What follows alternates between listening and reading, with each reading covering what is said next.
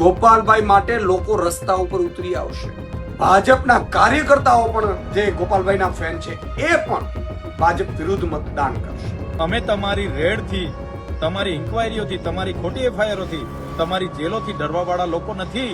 અમે ગુજરાતની જનતાનો અવાજ બનવાવાળા લોકો છે। વિસાવદર બેઠક જ્યારથી આમ આદમી પાર્ટીના ફાળે ગઈ છે, ખાસ કરીને ગોપાલ ઇટાલિયા જ્યારે આ બેઠક પરથી જીત્યા છે ત્યારબાદથી અનેક પ્રશ્નો આમ આદમી પાર્ટીને લઈને જોવા મળી રહ્યા હતા, સંભળાઈ રહ્યા હતા કે આમ આદમી પાર્ટીમાં અંદરોઅંદર ડખો જોવા મળી રહ્યો છે। જે પ્રદેશ કક્ષાના નેતાઓ છે, ધારાસભ્યો છે, તેમની વચ્ચે બનતું નથી। તો ખરેખર આ વાસ્તવિકતા શું છે તે અંગે વાત કરીશું આજે આ વિડીયોમાં। નમસ્કાર, સ્વાગત છે આપનું ક્રાંતિ માર્ગમાં અને હું છું મિક્ષુ ઠક્કર આપણી સાથે।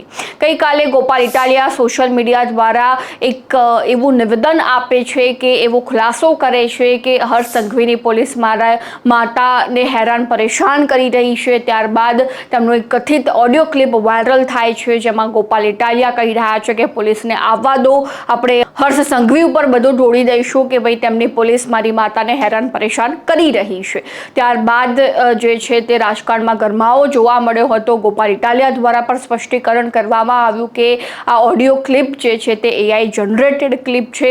તો હવે તેમનો સહકાર આપવા માટે આમ આદમી પાર્ટીના પ્રદેશ પ્રમુખ ઈશુદાન ગઢવી પણ બહાર આવી ચૂક્યા છે। જો કે થોડા સમય પહેલા એવી ચર્ચાઓ ચાલી રહી હતી કે ઈશુદાન ગઢવી અને ગોપાલ ઇટાલિયા વચ્ચે બધું બરાબર નથી, પરંતુ જ્યારે ગોપાલ ઇટાલિયા મુશ્કેલીમાં મુકાયા તો ઈશુદાન ગઢવી આગળ આવી ચૂક્યા છે। શું કહ્યું આ ઓડિયો ક્લિપને લઈને ઈશુદાન ગઢવીએ, તેમની પાસેથી સાંભળી લઈએ। સ્થાનિક સ્વરાજ્યની ચૂંટણીમાં જે રીતે માહોલ બન્યો છે અને જે રીતે ઇન્ટરનલ સૂત્રો દ્વારા માહિતી મળી છે પ્રમાણે આમ આદમી પાર્ટી ખૂબ મોટી સફળતા મેળવી રહી છે, ત્યારે ભાજપ ફાંફડી થઈ ગઈ છે, ભાજપ ડરી ગઈ છે। દરેક કાર્યકર્તાઓને ઉપર એફઆઈઆર કરવાની અને જેલમાં નાખવાનું આ ષડયંત્ર કર્યું છે। એટલું નહીં, અમારા લોકપ્રિય ધારાસભ્ય ગોપાલભાઈ ઇટાલિયાને પણ ધરપકડ કરવાનું જે રીતે સૂત્રો તરફથી માહિતી મળી છે પ્રમાણે ષડયંત્ર રચાયું છે। ગોપાલભાઈ ઇટાલિયાની ધરપકડથી શું થશે? ગુજરાતના નાગરિકોને ન્યાય મળી જશે? ગોપાલભાઈ ઇટાલિયાની ધરપકડ કરવાનું જે ષડયંત્ર કર્યું છે ભાજપે, તમને ખબર છે ગોપાલભાઈની કેટલી લોકપ્રિયતા છે? ગોપાલભાઈ માટે લોકો રસ્તા ઉપર ઉતરી આવશે। ગોપાલ ઇટાલિયાને જે રીતે પરેશાન જેટલું તમે કરશો એટલા જ લોકો ગુજરાતના એ રસ્તા ઉપર ઉતરી આવશે।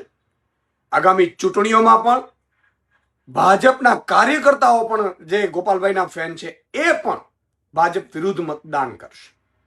ગોપાલભાઈ ઇટાલિયાની ધરપકડના જે ચક્રો ગતિમાન થયા છે, સ્પષ્ટપણે કહેવા માંગુ છું ગુજરાતની જનતાને, મિત્રો આ લોકો અત્યાચાર કરશે, અમને જેલમાં નાખશે, જેલમાં લાઠીઓ વરસાવશે, દંડાઓ મારશે, પરંતુ અમે તમારા માટે લડીએ છીએ એટલા માટે આ બધા ખેલ કરે છે।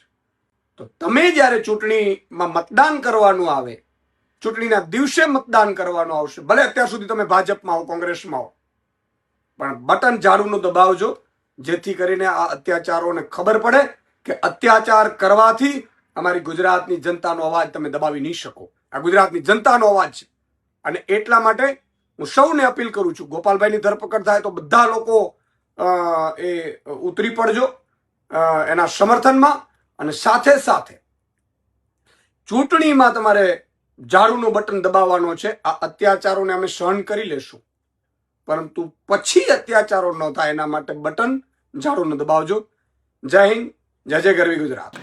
જે રીતે વાત કરવામાં આવે તો ઈશુદાન ગઢવી દ્વારા ગોપાલ ઇટાલિયાને સહકાર આપતો એક વિડીયો સોશિયલ મીડિયામાં વાયરલ કરવામાં આવ્યો। બીજી બાજુ આમ આદમી પાર્ટીના જે ધારાસભ્ય, ડેડિયાપાડાના ધારાસભ્ય ચૈતર વસાવા પણ ગોપાલ ઇટાલિયાને સહકાર કરવા માટે આગળ આવ્યા છે। તેમને લઈને પણ અનેક ચર્ચાઓ ચાલી રહી હતી કે ચૈતર વસાવા અને જે ગોપાલ ઇટાલિયા છે તેમની વચ્ચે કંઈક રંધાઈ રહ્યું છે, ખીચડી પાકી રહી છે, બધું બરાબર નથી જોવા મળી રહ્યું, પરંતુ ચૈતર વસાવા પણ તેમની મુશ્કેલીમાં આગળ આવ્યા છે ગોપાલ ઇટાલિયાને સહકાર કરવા માટે। તો ચૈતર વસાવા મુદ્દે શું કહી રહ્યા છે એકવાર તેમની પાસેથી પણ સાંભળી લઈએ।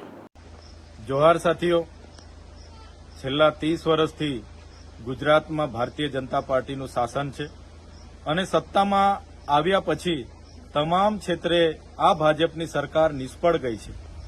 ત્યારે હાલમાં જે સ્થાનિક સ્વરાજની ચૂંટણી આવી રહી છે એમાં પોતાની સત્તા ટકાવી રાખવા માટે આ સત્તાના નશામાં ચૂર બનેલા ભાજપના મુખ્યમંત્રી અને નાયબ મુખ્યમંત્રી આજે વહીવટી તંત્ર અને એમાં ખાસ કરીને પોલીસનો જે દુરુપયોગ કરી રહ્યા છે ત્યારે ગુજરાતની જનતાએ એ જાણવું પડશે અને જાગવું પડશે. છેલ્લા 1 મહિનાની હું વાત કરું, છેલ્લા 1 મહિનામાં આમ આદમી પાર્ટીના નેતાઓ, કાર્યકરો અને અમારા જેટલા ઉમેદવારો છે એમના પર 100 થી પણ વધારે એફઆઈઆરો કરવામાં આવી છે.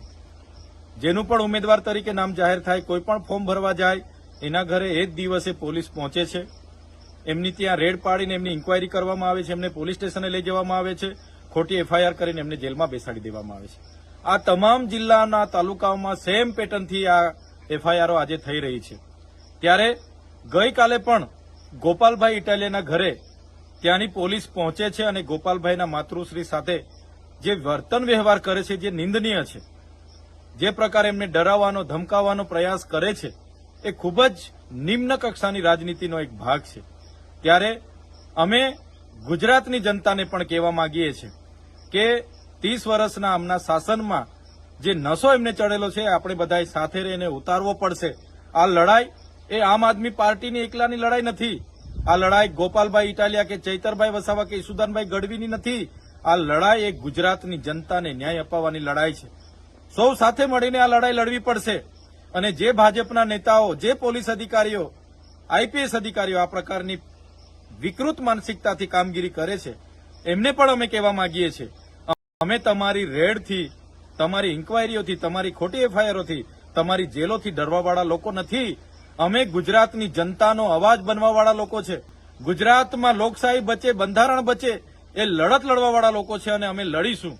અમે ગુજરાતની જનતાને પણ અપીલ કરીએ છીએ, આ જનતાની લડાઈ છે અને આ લડાઈમાં આપણે સૌ સાથે મળીને આ ભાજપની તાનાશાહી સરકારને આપણે જવાબ આપવો પડશે. જય હિન્દ, ઇન્કલાબ જિંદાબાદ.